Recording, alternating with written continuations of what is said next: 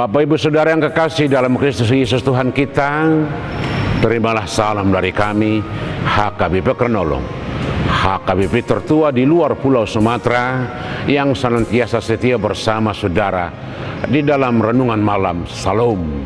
Dan sebelum kita mulai, kita berdoa. Maha besar Engkau Bapa yang memberikan segala sesuatu yang perlu bagi hidup kami, sehingga kami boleh menikmati pemberian-Mu yang setiap saat tersedia bagi kami.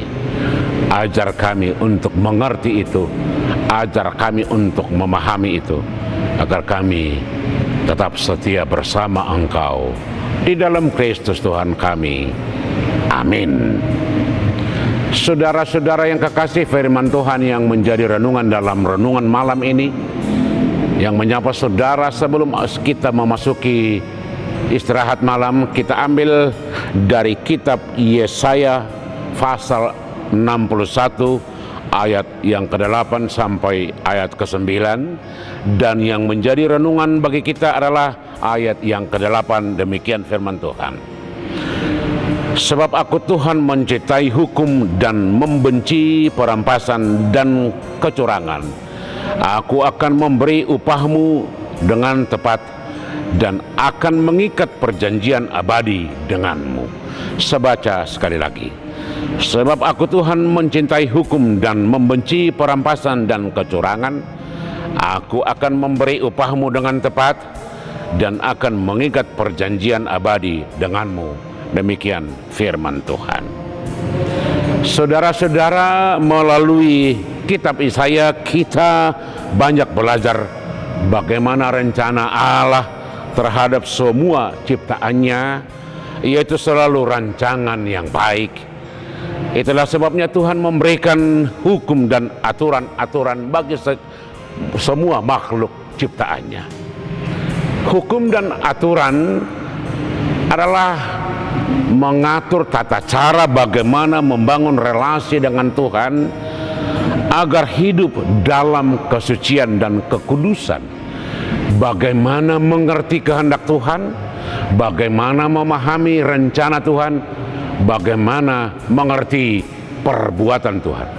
Itulah yang kita baca melalui hukum-hukum yang diberikan oleh Tuhan melalui Musa kepada bangsa Israel sepanjang perjalanan padang gurun di Gunung Sinai hingga di tanah perjanjian, tanah Kanaan.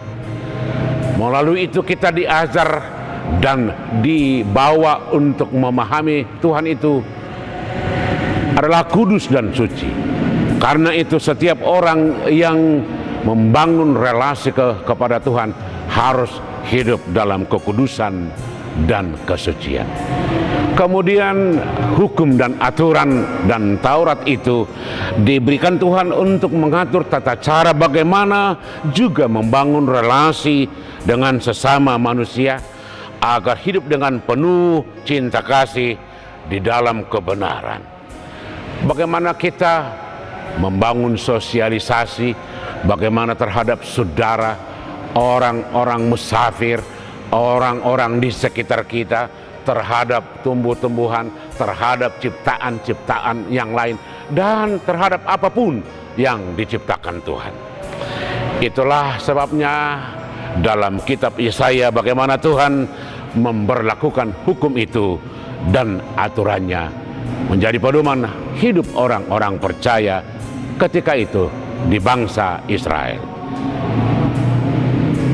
Menurut kitab Yesaya, kita akan membaca ketika bangsa Israel taat dan setia kepada Tuhan, melakukan sesuai dengan perintahnya, hidup di dalam kesucian di hadapannya, maka berkatnya akan diberikan, dan saat itulah nama Tuhan dimuliakan.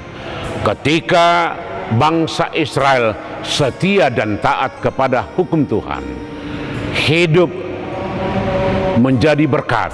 Segala sesuatu kehidupan mereka akan diberkati, baik pekerjaannya, baik apa yang mereka lakukan, baik raja-raja, baik masyarakat, baik tokoh. Itulah masa kejayaan bangsa Israel. itu dapat kita baca pada zaman Raja Saul, Raja Daud, dan Raja Salomo.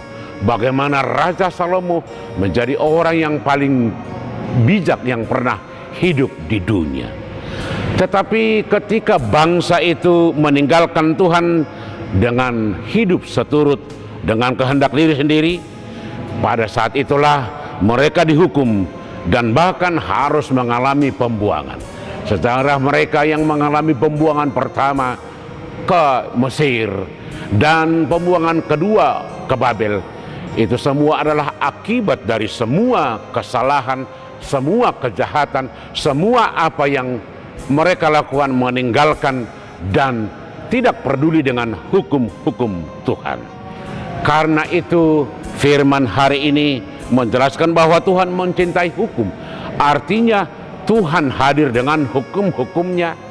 Tuhan berada di tengah-tengah aturannya yang menjadi acuan bagi setiap orang untuk hidup bagaimana di hadapannya, bagaimana hidup bersama dengan orang lain, bagaimana memperlakukan apa yang kita terima.